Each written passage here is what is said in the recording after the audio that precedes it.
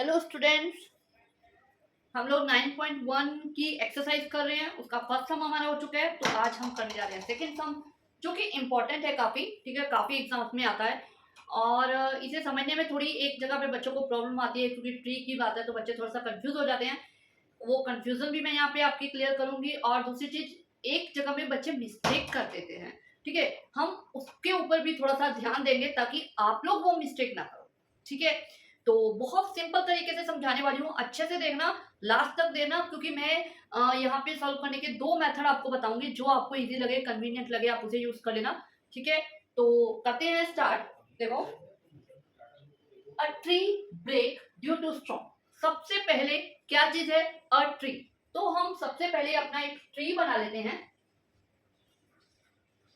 A B. ये एक tree है, ठीक है। अब ये जो ट्री है,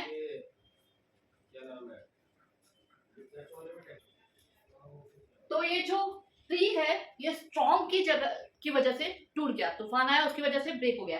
तो हम इसे ऐसे समझते हैं, अगर आपके पास ये कोई पूरा ट्री है, अगर ये स्ट्रॉन्ग की वजह से टूटता है, बीच में से ब्रेक होता है, तो ब्रेक होकर ये ऐसे करके नीचे जाके कहीं ना कहीं, या तो ऐसे ऐसे कहीं ना कहीं टच करेगा।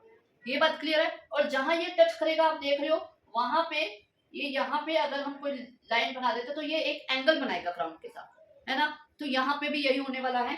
यहाँ पे उन्होंने बोला है कि ये ट्री जो है स्ट्रॉन्ग की वजह से ब्रेक हो गया। हम मान लेते हैं कि वो ब्रेकिंग पॉइंट यहाँ पे सी है, सी से ये टूट गया। ठीक है, द ब्रोकन पार्ट, यानी ये जो ब्रोकन पार्ट है इसका बी सी, ये ब्रोकन पार्ट जब इसका टूटा, तो ये जो पार्ट है ये ऐसे, मतलब ऐसे आता आता आता आता आता आता ऐसे आता आता आता, तो ये ऐसे जाके नीचे जाके कहीं ग्राउंड पे टच कर गया।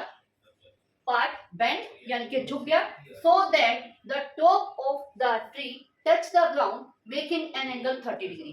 ठीक है, जो इसका ब्रोकन पार्ट है वो ग्राउंड को टच कर रहा है, और टच करके ग्राउंड के साथ ये 30 डिग्री का एंगल बना। ठीक है, अब इसे आप समझना, मतलब यही, जैसे ये ट्री है, जब ये ब्रेक हुआ तो ये ऐसे करके नीचे जाके टच कर जाएगा। क्लियर? ठीक है, तो वो नीचे जाके जब टच कर गया तो वो ब्रेक होके क्या करेगा, ग्राउंड के साथ 30 डिग्री का एंगल बनाएगा। ठीक है, मतलब ग्राउंड के साथ कोई तो एंगल बनाएगा, यहाँ पे हमें दे दिया कि क्या एंगल बनाएगा। तो ये जो 30 डिग्री का एंगल बना रहा है, ये हमारे पास वो एंगल आ गया जो हमें थीटा चाहिए होता है। ठीक है, अगर ये यहाँ पे एंगल बना रहा है तो दैट मीन ये आपका बेस हो गया है, ये आपका परपेंडिकुलर हो गया, और ये आपका हाइपोटेनियस हो गया इस ट्राइंगल के अकॉर्डिंग। एक चीज तो ये हो गई। दूसरी चीज, जो ये पार्ट टूटा है ये नीचे गया है, तो यानी कि ये जो बीसी है यही नीचे टच किया है, बस हमने उसे नाम दूसरा दे दिया। तो बीसी और सीडी जो है वो दोनों सेम चीज है, तो वो इक्वल है। बस हमने एक बार उसको खड़े में दिखा दिया कि जब वो ऑलरेडी पहले खड़ा था स्ट्रॉन्ग से पहले, फिर हमने उसे स्ट्रॉन्ग के बाद वाला पार्ट दिखा दिया। क्लियर हुआ इतना? ट्री सीधा खड़ा है, ए बी, पूरी उसकी जो हाइट है वो ये है एच। ओके, ये इसकी हाइट है, तो ये हमारे पास एंगल आ गया, ये पूरी हाइट है ट्रायंगल की, और ये जो ब्रेक हुआ पार्ट है वो नीचे गया, वो मैंने बता दिया कि वो इक्वल है। ठीक है, अब मैं आपको बताती हूँ बच्चे मोस्टली मिस्टेक कहाँ पे करते हैं। देखो, मिस्टेक करते आगे हम पढ़ते हैं सम, वहां पे आपको बताएंगे कि बच्चे कहाँ मिस्टेक करते हैं। क्या है? The distance between foot of the tree to the point. सबसे पहले क्या, distance between foot of the tree to the point top where top touch. बच्चे इसे क्या समझते हैं? फुट और टॉप का डिस्टेंस, यानी कि ये हमें दे रखा है 8 मीटर, बच्चे ये ले लेते हैं, जबकि ये हाइट है ट्री की, और आपको डिस्टेंस क्या दे रखा है। इसे दोबारा इस लाइन को थोड़ा और अच्छे से पढ़ते हैं। The distance between the foot of the tree, tree का फुट, ठीक है, टू द पॉइंट, उस पॉइंट पे, where top touch the ground, जहां पे टॉप ग्राउंड को टच कर रहा है, जो टॉप है इसका वो ग्राउंड को टच कर रहा है, यानी कि ये वाला पार्ट। तो ये डिस्टेंस 8 मीटर दे रखा है, और बहुत सारे बच्चे ये डिस्टेंस देते हैं कि टॉप और फुट का डिस्टेंस दे रखा है, तो इसलिए वो आगे इस चीज को कंप्लीटली अंडरस्टैंड नहीं करते, तो ये मिस्टेक नहीं करनी है। तो यहाँ पे आपको ये गिवन है, find the height of the tree. एक और कंफ्यूजिंग पॉइंट, मोस्टली बच्चे क्या करते हैं, सम सॉल्व करते हैं, सॉल्व करते हुए ये वाली हाइट निकल जाती है तो सोचते हैं ट्री की हाइट निकल गई, बट ट्री की हमें कंप्लीट हाइट निकालनी है, कंप्लीट हाइट निकालनी है, कंप्लीट हाइट निकालनी है। ओके, कि हमें सिर्फ इतनी नहीं, हमें ये पूरी हाइट निकालनी है। अब ये पूरी हाइट कैसे निकलेगी? हम पहले इस पार्ट को फाइंड करेंगे, फिर उसके बाद इस वाले पार्ट को फाइंड करेंगे। ये और ये दोनों सेम है, हमें पता है, ठीक है। तो ये हाइट इसमें ऐड करके हम इसे फाइंड करेंगे। ओके, ये कंफ्यूजिंग पॉइंट बिल्कुल भी गलत मत करना। ओके, अब देखो इसे हम सॉल्व कैसे करेंगे। इसे हम सॉल्व करेंगे वही अभी तक जो हमने किया है, कि जो हमें गिवन है और जो हमें फाइंड करना है। तो हमें गिवन है ये बेस, फाइंड करनी है यहाँ पे हमें ये वाली हाइट, ठीक है। तो हम यहाँ पे क्या P और B यानी के 10 लग जाएगा। पंडित बद्री प्रसाद हर हर बोले सोना चांदी तोले, तो P और B में क्या यूज होगा? 10। तो यहाँ पे हम 10 यूज करेंगे। तो स्टार्ट करते हैं सम को। क्लियर हुआ थोड़ा सा? ठीक है, let the height of tree is equal to AB is equal to capital H, और इसे हम लिख सकते हैं AC plus BC। Okay, the distance between the foot of the tree to the point where top touches the ground। मैं ज्यादातर ऐसी language इसलिए लिखवाती हूँ कि आप डायरेक्ट उसको वहां से लेकर, जो आपको वर्ड प्रॉब्लम दे रखी है वहां से डायरेक्ट लेकर यूज कर सकते हो, क्योंकि बच्चे कंफ्यूज होते हैं कि हम क्या लैंग्वेज लिखे। तो ये सबसे इजी मेथड है कि आपको जो दे रखा है उसी में से देखकर आप लैंग्वेज बना के उसी को यूज करो। ठीक है, तो ये आ जाता है 8 metre. Okay, AD is equal to 8 meter. Okay, now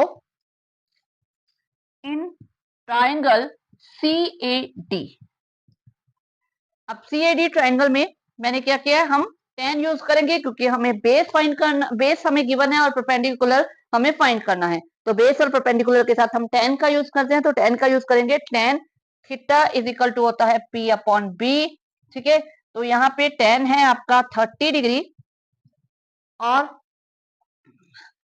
P आपके पास है AC एंड B है AD। तो 10 30 डिग्री होगा 1 अपॉन रूट 3, और AC आपके पास है, हमें फाइंड करना है, और AD है 8 मीटर। क्लियर? ठीक है, तो हम इस 8 मीटर को ऊपर ले जाते हैं, तो आपके पास आ जाएगा AC इज इक्वल टू आ जाएगा 8 अपॉन रूट 3। यहाँ पे रेशनलाइज नहीं करना है हमें, आगे चल के हम करेंगे। ये आगे हमें अभी वो ये जो हाइपोटेनियस है ये भी फाइंड करना है, क्योंकि ये हाइट कंप्लीट फाइंड करते हैं। बच्चे यहाँ पे छोड़ देते हैं, इसे रेशनलाइज कर देते हैं, यहाँ पे छोड़ देते हैं और बोलते हैं हो गया सम। ठीक है, लेकिन हमें क्योंकि कंप्लीट हाइट फाइंड करनी है, उसके लिए हमें ये हाइपोटेनियस भी फाइंड करना है, फिर उसे ऐड करना है, तो उस वक्त हम इसे रेशनलाइज करेंगे। ओके, रेशनलाइज क्यों करना है यही माइंड में आ रहा है ना? पता है ना कि कभी भी डिनोमिनेटर में रूट नहीं छोड़ना, फाइनल आंसर में कभी डिनोमिनेटर में रूट नहीं छोड़ना। रेशनलाइज जो कि हमने 9th में किया था फर्स्ट चैप्टर में, वही रेशनलाइज यहाँ पे यूज होगा। ओके, तो अब हमें ये चाहिए, ये फाइंड करने के हमारे पास हैं दो तरीके, मैं दोनों के दोनों यूज कराऊंगी। एक तो हम क्या कर सकते हैं, H और B का यूज करके, H और B का या P और H का यूज करके साइन कॉस लेके डायरेक्ट फाइंड कर लेते हैं। दूसरा है हम इसके ऊपर पाइथागोरस लगा सकते हैं। ठीक है, तो पहले मैं आपको कॉस लेके कर रही हूं, आप लोग साइन लेके भी कर सकते हो, कोई इशू नहीं है। Cos 30 degree cos theta is equal to होता है B अपॉन H। H हमें फाइंड करना है तो वो तो हमें लेना ही है। Cos 30 degree is equal to B आपका आ जाएगा 8, और H हमें फाइंड करना है। कॉस 30 डिग्री होता है रूट 3 अपॉन 2, 8 अपॉन H, तो H उधर चल जाएगा और ये इधर आ जाएगा, H इंटू रूट 3 अपॉन 2, 8, ये उधर जाके रेसिप्रोकल हो जाएगा, H इज इक्वल टू आ जाएगा 8 इंटू 2 अपॉन रूट 3, यानी कि आ जाएगा 16 upon root 3। H 16 upon root 3 आ गया। ठीक है, लास्ट में हम इन दोनों को ऐड कर लेंगे, आपके पास आ जाएगी height of tree is equal to A B is equal to A C plus B C. A C हमने फाइंड किया है 8/√3। ओके, तो यहां पे हम h की जगह सी डी लिख लेते हैं, ठीक है। और बी सी जो कि सी डी के इक्वल है, तो ये आ जाएगा 16/√3।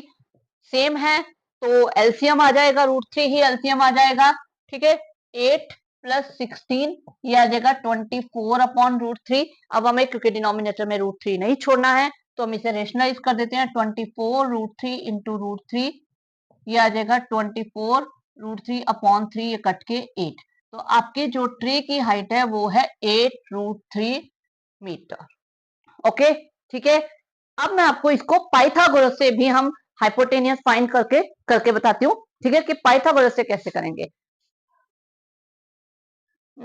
अगर हमें इसे पाइथागोरस से करना है तो हम क्या करते हैं, h का square is equal to P square plus B square होता है, ठीक है, यही होती है पाइथागोरस। तो h हमारे पास है सी डी, p हमारे पास है ए सी एंड b हमारे पास है ए डी।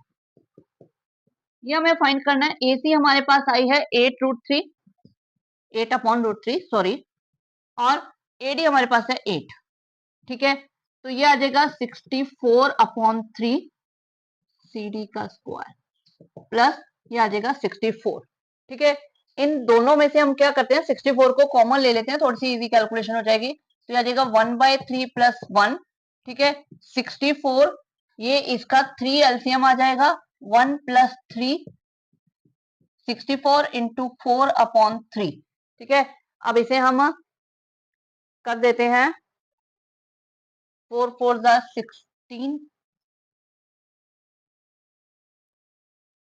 24 25/3, ये आ गया आपके पास, ये आ गया।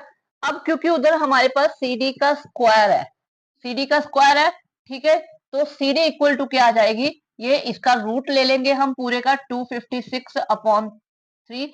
तो 256 होता है 16 का स्क्वायर और ये आ जाएगा √3। ये आपके पास आया है सी डी।